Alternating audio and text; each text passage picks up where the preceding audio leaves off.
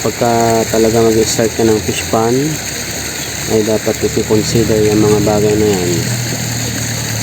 Dapat meron kang financial, meron kang land, tapos meron kang source ng tubig, at meron kang overflow, at especially napaka-importante yung knowledge, mga kabady.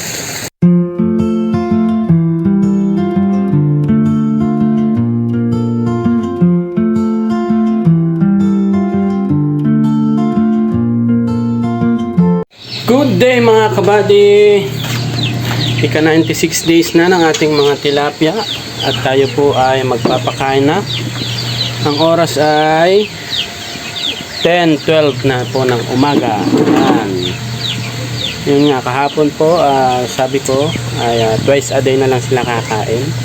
Kasi ganun din po ang ating mga kasabay na nagtitilapia at mas marunong po yun sila sa atin. Dahil tayo po ay first timer sa pagtitilapia. Kaya nagtatanong-tanong tayo at kung ano yung ginagawa nila, yun po ay ating ginagaya din. Yan, disclaimer, hindi po tayo expert ha. Tara, samahan niyo ako magpakain mga kabady. Start na!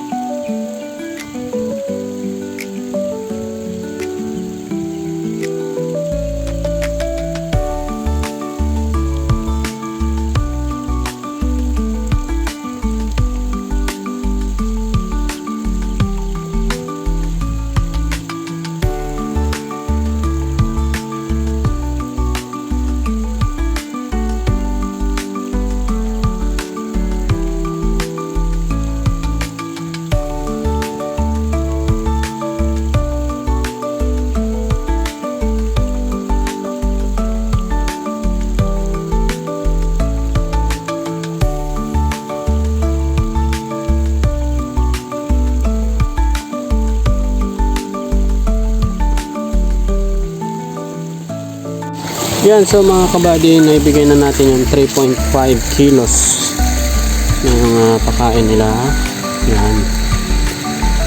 Pagka naubos nila yan, bibigay pa natin ulit yung 1 kilo. Kasi 4.5 kilos yung pinapakain natin sa kanila usually. Pero hintayin muna natin maubos nila yan. Marami pa nakalutang. Yan, dito sila mga kabady. Tapos mamaya mga kabady, mga 3 or 4 ng hapon tayo magpapakain ulit. Mas maganda na yung kulay ng tubig compare nung mga nakaraan. Ngayon ay medyo mas light na yung pagiging green niya. Napakalaking tulong talaga nung overflow.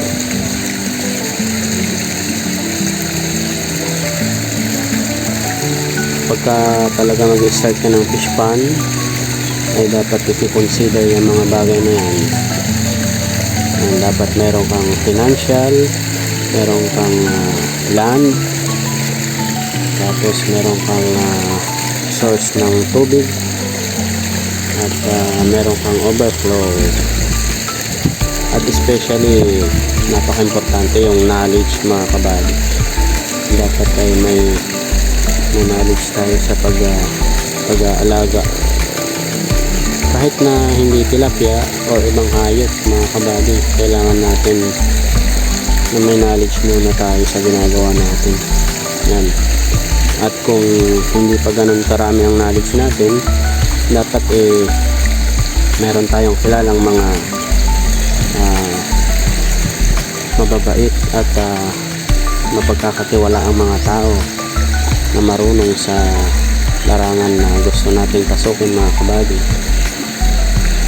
Kasi kapag tayo nagkamali, hindi lang pagod ang mawawala sa atin, financial din. Kaya papasalamat tayo sa Diyos dahil nakamit tayo ng mga tao na mapagkakatiwalaan natin at mapagtatanungan at nagsasuggest sa atin ng mga magagandang bagay.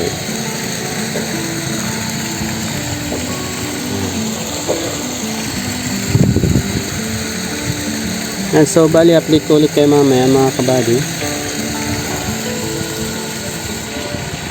Update, mga kabady, 3:45. Huling kain nila ngayong araw. Yan, kasi dalawang beses na lang natin sila pinapakain ngayon. Yan, samahan niyo ako, mga kabady. Mahangin na naman, mga kabady. Start na po natin.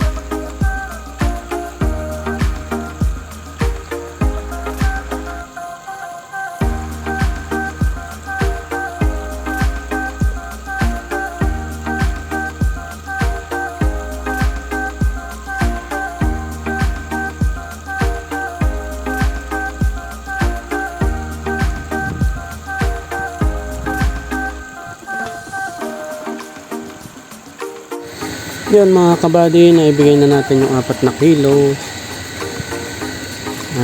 Gutom na gutom sila. Ito kasi yung first day nila na twice a day lang silang kakakain. Kaya yan, nagutom sila ng husto. Nakita nyo ka? Hindi na masyado. Yan. Yan, bali sobrang gutom sila. Yan. Kain sila ng kain ngayon, unlike nung kahapon na pagka mga ganitong oras parang naglalaro-laro lang sila, kakain lang sila ng konti tapos ikot-ikot lang. Pero ngayon talagang kain pong kain sila, mga kabady. Dito sila. Yan, bali hintayin muna natin maubos na ng 4 na kilo. So may kalahating kilo pa. Kasi 4.5 yung binibigay natin sa kanila. Dito sila. Kita nyo ba sila? Yan. Mas malinaw na yung tubig compare ng mga nakaraan. Pag ganitong oras dati talagang hindi mo na makikita kasi green na green ng tubig. Ngayon medyo naglalighten na. Dito tayo, mga kabady, kasi marami sila dito. Paikot-ikot sila. Yan, then bukas ganun ulit hanggang matapos na yan. Twice a day na lang talaga sila kakain.